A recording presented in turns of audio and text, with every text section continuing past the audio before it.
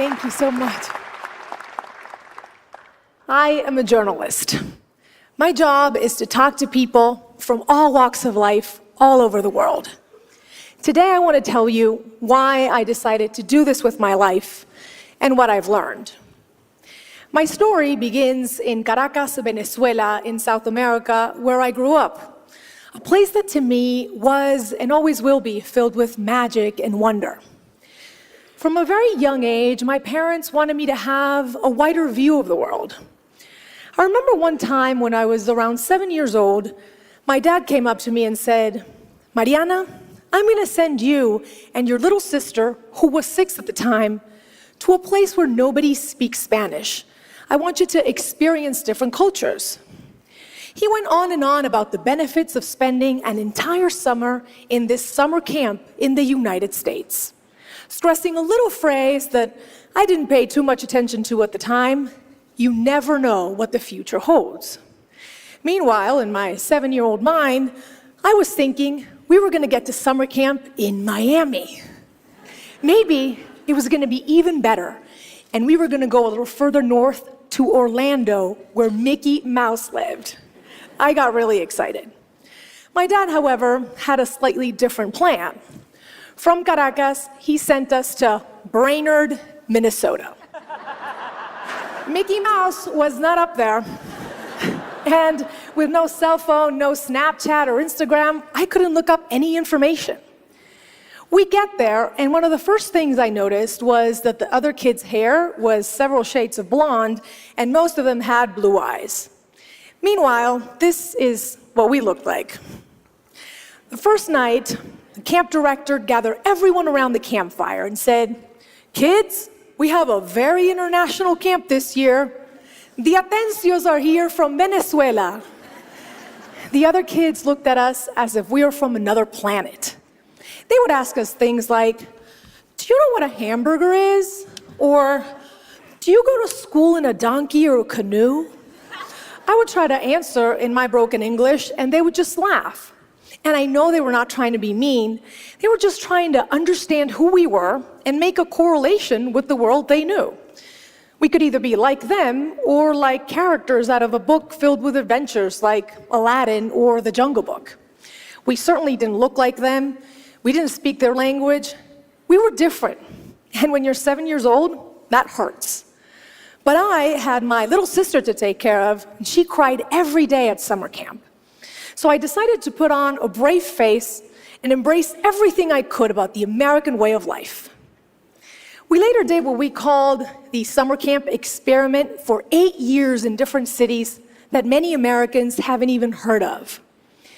What I remember most about these moments was when I finally clicked with someone.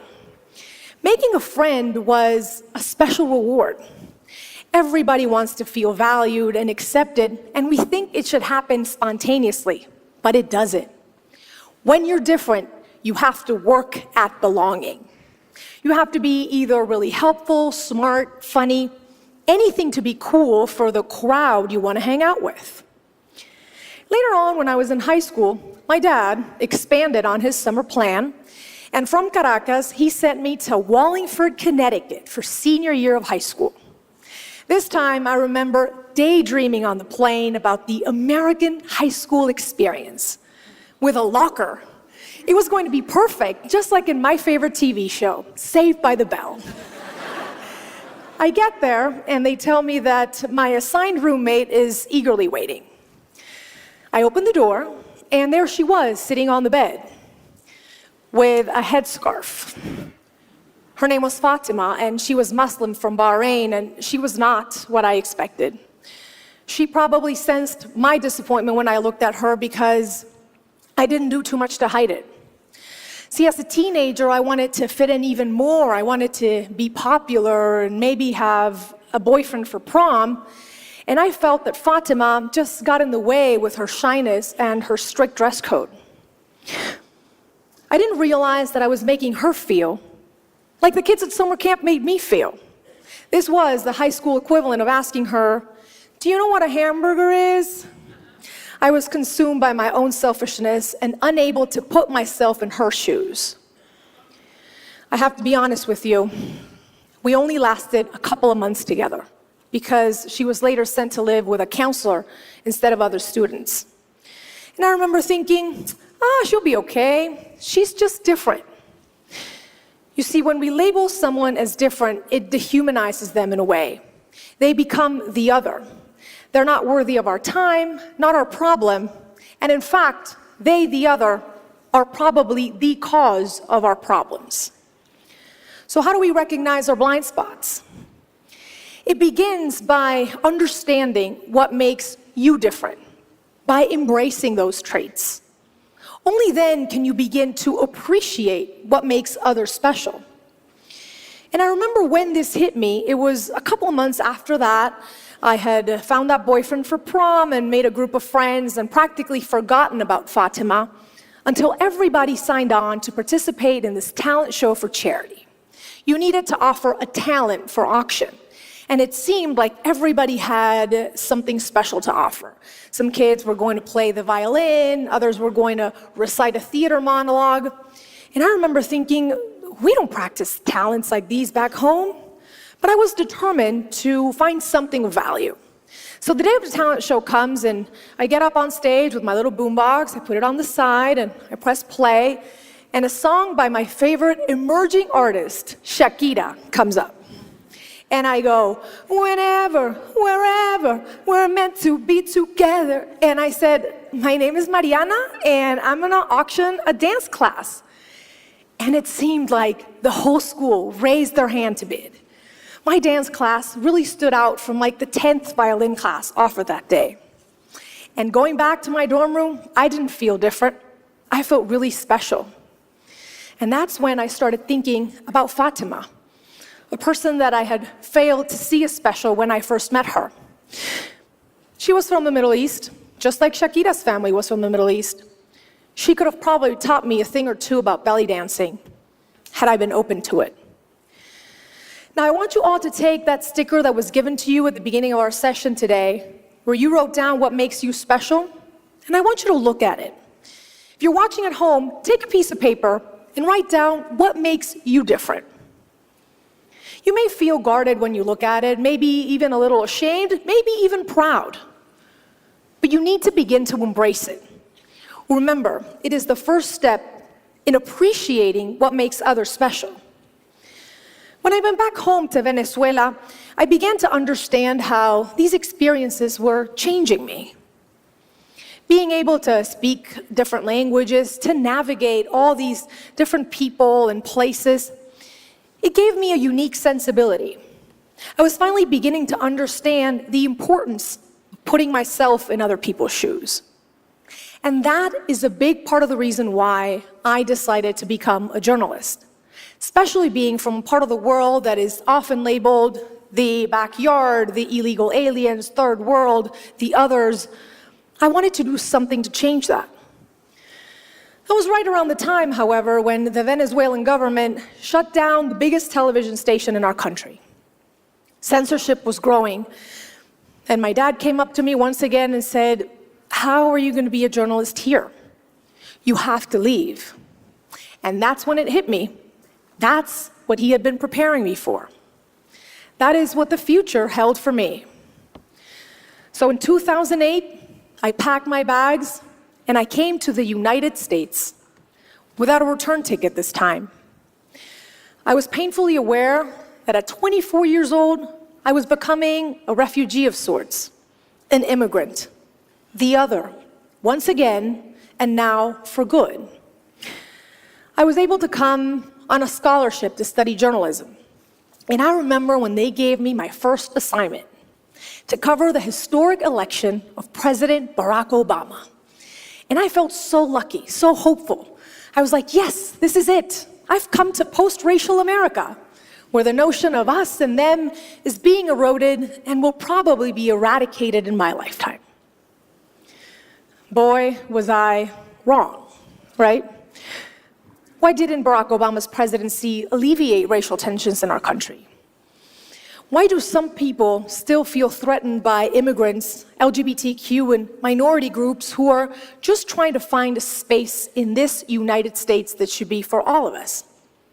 I didn't have the answers back then. But on November 8th, 2016, when Donald Trump became our president, it became clear that a large part of the electorate sees them as the others. Some see people coming to take their jobs or potential terrorists who speak a different language.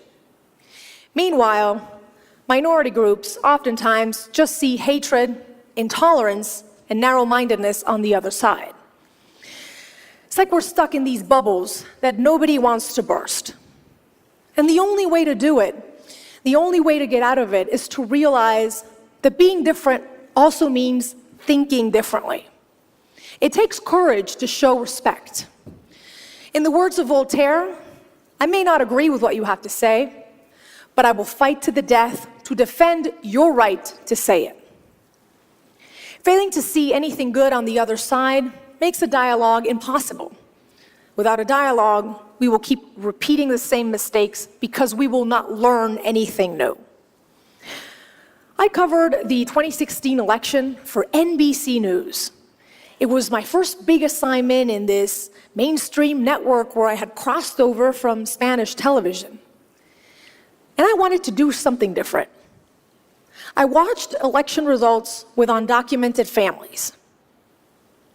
Few thought of sharing that moment with people who weren't citizens, but actually stood the most to lose that night.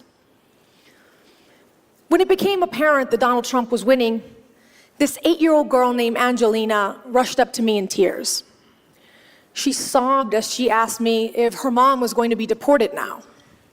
I hugged her back and I said it's going to be okay. But I really didn't know. This was the photo that we took that night, forever ingrained in my heart. Here was this little girl who was around the same age I was when I went to camp in Brainerd. She already knows she is the other. She walks home from school in fear every day. Her mom can be taken away. So how do we put ourselves in Angelina's shoes? How do we make her understand she is special and not simply unworthy of having her family together? By giving camera time to her and families like hers, I tried to make people see them as human beings and not simply illegal aliens. Yes, they broke a law, and they should pay a penalty for it, but they've also given everything for this country, like many other immigrants before them have. I've already told you how my path to personal growth started. To end, I want to tell you how I hit the worst bump in the road yet, one that shook me to my very core. The day, April 10th, 2014. I was driving to the studio and I got a call from my parents. "Are you on the air?" they asked. I immediately knew something was wrong. "What happened?" I said. "It's your sister. She's been in a car accident." It was as if my heart stopped. My hands gripped to the steering wheel, and I remember hearing the words, "It is unlikely she will ever walk again." They say your life can change in a split second. Mine did at that moment. My sister went from being my successful other half, only a year apart in age, to not being able to move her legs, sit up, or get dressed by herself. And this wasn't like summer camp where I could magically make it better. This was terrifying. Throughout the course of 2 years, my sister underwent 15 surgeries, and she spent most of that time in a wheelchair. But that wasn't even the worst of it. The worst was something so painful, it's hard to put into words even now. It was the way people looked at her, looked at us, changed. People were unable to see a successful lawyer or a millennial with a sharp wit and a kind heart. Everywhere we went, I realized that people just saw a poor girl in a wheelchair. They were unable to see anything beyond that. After fighting like a warrior, I can thankfully tell you that today my sister is walking and has recovered beyond anyone's expectations. Thank you. But during that traumatic ordeal, I learned there are differences that simply suck, and it's hard to find positive in them. My sister's not better off because of what happened. But she taught me you can't let those differences define you. Being able to reimagine yourself beyond what other people see, that is the toughest task of all, but it's also the most beautiful. You see, we all come to this world in a body. People with physical or neurological difficulties, environmentally impacted communities, immigrants, boys, girls, boys who want to dress as girls, girls with veils, women who've been sexually assaulted, athletes who bend their knee as a sign of protest, Black, white, Asian, Native American, my sister, you or me. We all want what everyone wants, to dream and to achieve. But sometimes society tells us, and we tell ourselves, we don't fit the mold. Well, if you look at my story, from being born somewhere different, to belly dancing in high school, to telling stories you wouldn't normally see on TV, what makes me different is what has made me stand out and be successful.